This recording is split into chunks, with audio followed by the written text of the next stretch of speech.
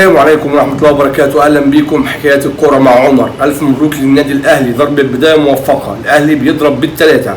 الأهلي بيفوز خارج أرضه النهاردة على جروماهيا الكيني 3-0. الشوط الأول انتهى 2-0 للنادي الأهلي. الهدف الأول تقدم بيه رامي ربيعة، والهدف الثاني جابه بيرسي تاو. وفي الشوط الثاني في آخر المباراة تقدم بيرسي تاو بالهدف الثالث. يعني بيرسي تاو النهارده جايب جونين يا جماعة، جونين. بيرسي تاو اللي احنا كنا عايزين نمشيه.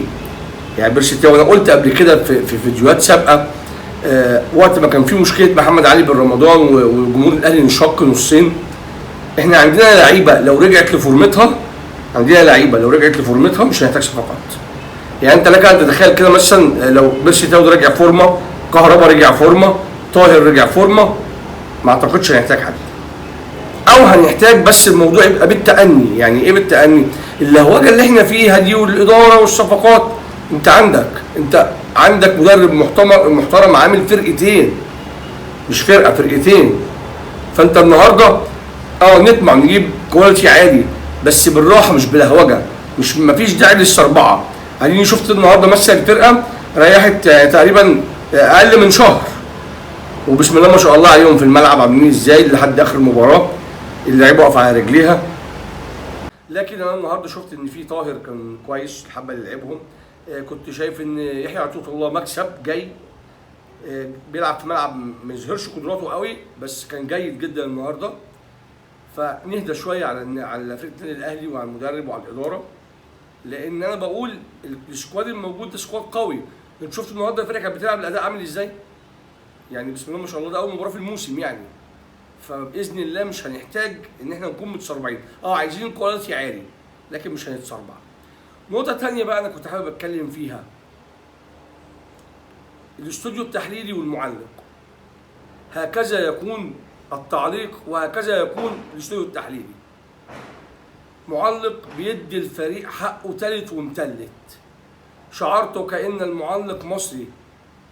احنا للأسف هنا زي ما هم قالوا في الاستوديو التحليلية ما بنديش النادي الأهلي حقه. الغريب ادى النادي الأهلي حقه.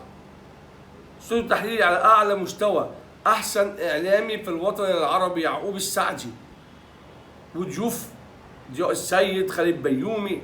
يا جماعه مش عيب ان اقول للناجح انت ناجح. في مصر هنا احنا بنعمل استوديوهات تحليليه ومعلقين للتكسير في الناجح. الاعلام بتاعنا بيدار بالمصلحه والمحسوبيه. انا تمنيت يكون عندي اعلام وتعليق زي كده.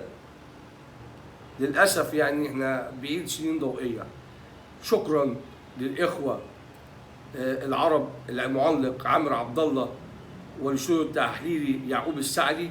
شكرا ليكم ان انتم امتعتونا واديتوا النادي الاهلي حقه، ومش حقه بس، يعني انتوا كمان يعني مدحته فيه لدرجه ان انا بقيت قاعد فخور اني اهلاوي. يعني يكفي جمله المعلق الفاضل عامر عبد الله: المحظوظين احنا العرب ان الاهلي مننا. محظوظين احنا العرب ان الاهلي مننا، واحنا هنا في مصر بنكسر في الاهلي. انتوا عارفين النادي الاهلي النهارده عامل 23 مباراه افريقيه متتاليه بدون هزيمه، منهم 11 مباراه لم يدخل مرماه هدف. 11 مباراة أفريقية متتالية لم يدخل مرماه هدف. فيعني يعني افتخروا يا جماعة بالحاجة الكويسة اللي في بلدكم. افتخروا بالأهلي وافتخروا إن عندكم فرقة زي دي بتشرف مصر ورفع راس مصر بره. نقطة أخيرة بقى حابب أتكلم فيها، واللي هي رفض الأندية على الدوري الاستثنائي. هرجع بقى هنا للجزئية اللي كنت بتكلم فيها في الأول، وهي إزاي نحارب الناجح. الانديه دي كلها ما عندهاش طموح، ما بتنافسش على حاجه، تخلص الدوري تقعد لها شهرين ثلاثه لما تلعب تاني. لكن كون ان يبقى في موسم استثنائي والدوري يخلص هنا نريح الاهلي، لا احنا ما نريحوش، احنا خليه كده على طول في مفرمه كده، خليه في مفرمه على طول. احنا رافضين الدوري الاستثنائي.